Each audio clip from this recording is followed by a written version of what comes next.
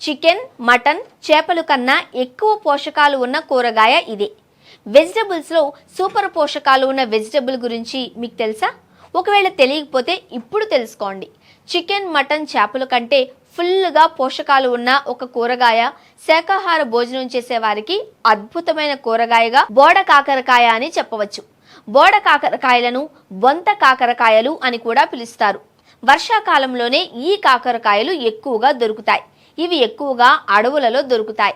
అలాంటి బోడ కాకరకాయ సామాన్య ప్రజలకు అందని ద్రాక్షగానే మారింది.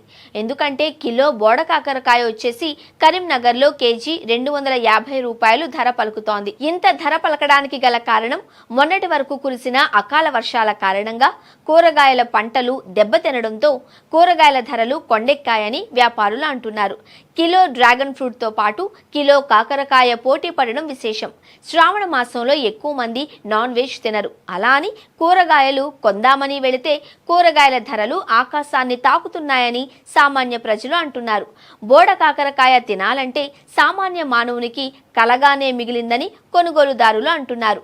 ఆయుర్వేదం ప్రకారం అద్భుతమైన ఆరోగ్యాన్నిచ్చే గుణాలు బోడ కాకరకాయలో పుష్కలంగా ఉన్నాయి. బోడ కాకరకాయను క్రమం తప్పకుండా తీసుకోవడం వల్ల శరీరం ఆరోగ్యంగా ఉంటుంది.